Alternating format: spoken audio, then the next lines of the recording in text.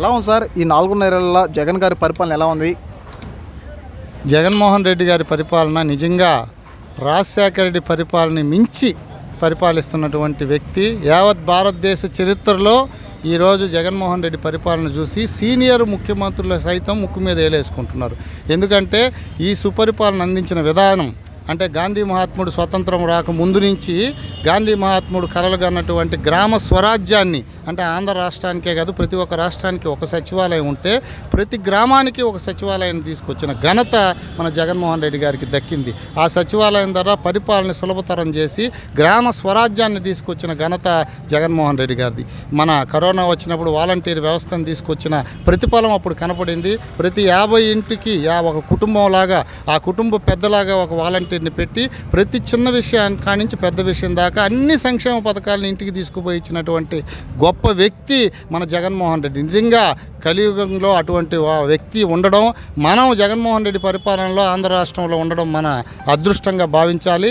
అటువంటి సుపరిపాలన అందించినటువంటి జగన్మోహన్ రెడ్డి గారిని మళ్ళా ముఖ్యమంత్రి చేయాలని చెప్పి ఆంధ్ర రాష్ట్ర ప్రజలు ఉర్రూతలవుతున్నారనే దానికి వేరే సందేహమే లేదు.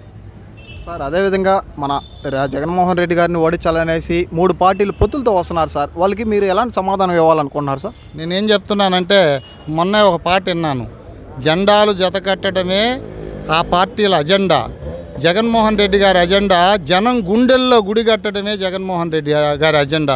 రాజశేఖర రెడ్డి గారు చనిపోయినప్పుడు పార్టీలకు అతీతంగా రాజకీయాలకు అతీతంగా కులమతాలకు అతీతంగా ప్రతి ఒక్కరూ కంట నీరు పెట్టారు. ఎందుకంటే ఆయన పరిపాలించిన పరిపాలన విధానానికి ప్రతి ఒక్క ఇంట్లో మన దేవుడి ఫోటోల పక్కన రాజశేఖర రెడ్డి ఫోటో పెట్టారు. దానికంటే మిన్నగా ఉండాలంటే నేను ఏమి చేయాలని ఆలోచించినటువంటి జగన్మోహన్ రెడ్డి గారు ప్రతి ఒక్కరు గుండెల్లో నేను నిలవాలి అని ఈ సంక్షేమ పథకాన్ని రాజశేఖర రెడ్డి కంటే మిన్నగా పరిపాలించాడు. కాబట్టి రాజశేఖర రెడ్డి గారి కంటే జగన్మోహన్ రెడ్డి గారి గోలు, జగన్మోహన్ రెడ్డి గారు ఆయన కోసం కాదు ఆంధ్ర రాష్ట్ర ప్రజల అభ్యున్నతి కోసం కులమతాలకు అతీతంగా రాజకీయాలకు అతీతంగా పార్టీలకు అతీతంగా ప్రతి ఒక్కడు ఆంధ్ర రాష్ట్ర అభివృద్ధి కోరుకునే ప్రతి ఒక్కడు జగన్మోహన్ రెడ్డి గారిని గెలిపించుకోవాలని ఆశగా ఉన్నారు, గెలిపించుకుంటారు. ఇది సత్యం. ఇంకన్ని పార్టీలు వచ్చినా కూడా జగన్మోహన్ రెడ్డి గారిని ఏమీ చేయలేవని చెప్పి సామాన్యమైనటువంటి ప్రజలు జగన్మోహన్ రెడ్డి గారు ఈరోజు సంక్షేమ పథకాలు పార్టీలకు అతీతంగా 87% ఇళ్లలో ఈరోజు భారతదేశ చరిత్రలో ఏ ముఖ్యమంత్రి కూడా నేను మీ ఇంట్లో మంచి చేసి ఉంటేనే,